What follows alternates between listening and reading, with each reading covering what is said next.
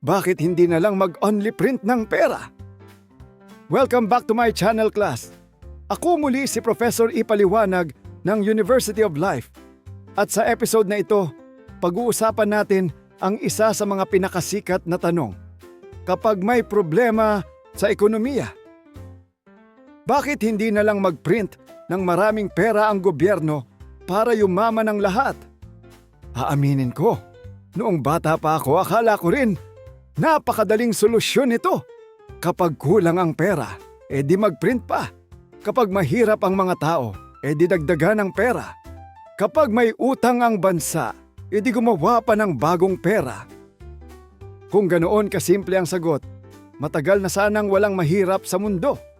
Kaya tara, class, himayin natin kung bakit hindi pwedeng basta-basta magpatakbo ng printer at gawing instant milyonaryo ang buong bansa. Alamin dito sa The Taglish Explainer. Ang topic na ito ay mula kay Kuya Finance PH. Salamat sa suggestion mo. Simulan natin sa pinaka-importanting konsepto, demand at supply.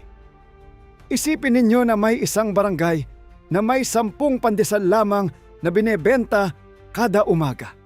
Ngayon, sabihin nating may 10 tao rin na gustong bumili. Maayos ang bentahan dahil sapat ang dami ng pandesal para sa mga bibili. Pero paano kung biglang binigyan ng gobyerno ang lahat ng tao ng tig-1 milyong piso? Kinabukasan, pumunta ulit sila sa panaderya. Ang problema, 10 pandesal pa rin ang available. Hindi nadagdagan ang harina. Hindi nadagdagan ang mga panadero. Hindi nadagdagan ang oven. Hindi nadagdagan ang pandesal. Pero ang dami ng perang hawak ng mga tao ay biglang sumobra. Kapag mas maraming tao ang gustong bumili ng iisang produkto, tumataas ang demand.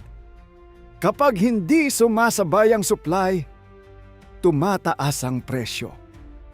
Kaya hindi dahil marami kang pera ay mas marami ng bagay ang mabibili mo. Ang tunay na yaman ng isang bansa ay hindi ang dami ng papel na pera. Ang tunay na yaman ay ang dami ng produktong nalilikha, serbisyo, infrastruktura, negosyo, teknolohiya at mga taong nagtatrabaho. Ang pera ay instrumento lamang ng palitan. Hindi ito magic paper na kayang lumikha ng bagong bahay, bagong sasakyan, o bagong sakong bigas. At dahil dyan, dumako tayo sa susunod na epekto ng walang habas na pag-imprenta ng pera. Ngayon naman pag-uusapan natin ang inflation. Ang inflation ay ang pagtaas ng pangkalahatang presyo ng mga produkto at serbisyo sa paglipas ng panahon. Kapag sobrang daming perang umiikot ngunit hindi tumataas ang produksyon ng mga produkto, nagsisimulang magmahal ang mga bilihin.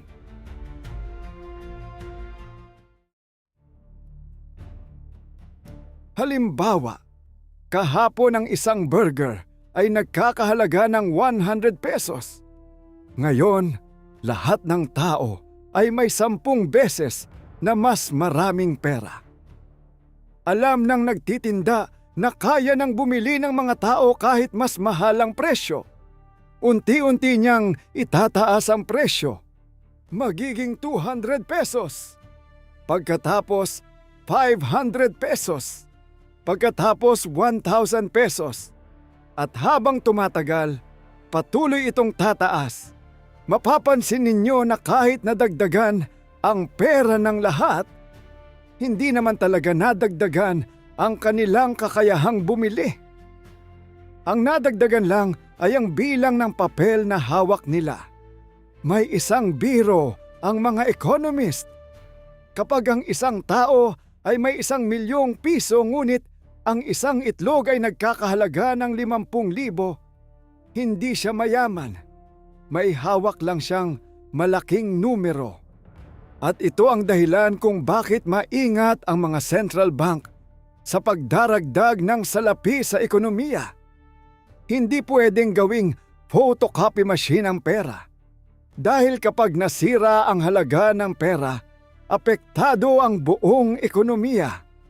Ngunit hindi pa rito natatapos ang problema. May isa pang epekto na bihirang isipin ng maraming tao. Ngayon, class, isipin natin ang isang kakaibang sitwasyon.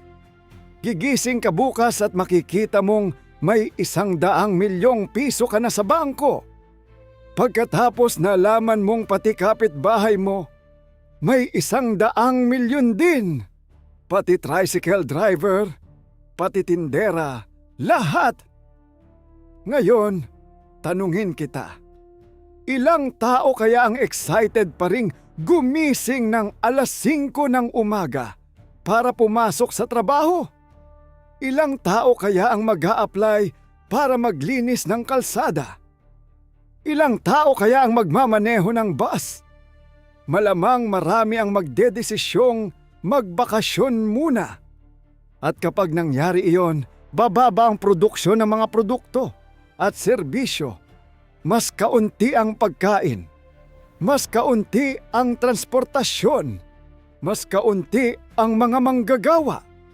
Mas kaunti ang mga negosyong umaandar. Habang lumiliit ang supply ng mga produkto, patuloy namang tumataas ang demand dahil maraming perang umiikot. Resulta, mas mabilis na pagtaas ng presyo. Sa pagtatapos, class, ng ating lecture sa bakit nga ba, hindi na lang mag-print ng maraming pera. Ating natutunan na ang pera ay hindi yaman sa sarili nito.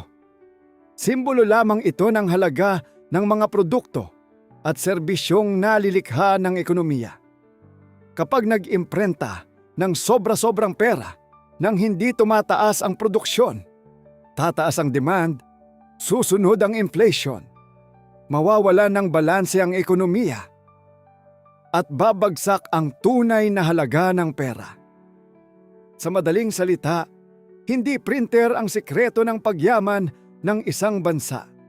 Ang tunay na yaman ay nanggagaling sa masipag na manggagawa, produktibong negosyo, makabagong teknolohiya, mahusay na pamamahala, at ekonomiyang lumilikha ng tunay na halaga. At tandaan ninyo, class, kung ang pagyaman ay nadadaan lang sa pagpindot ng print button, malamang ang pinakamayayaman sa mundo ay hindi mga negosyante o inventor, kundi mga may-ari ng printer shop.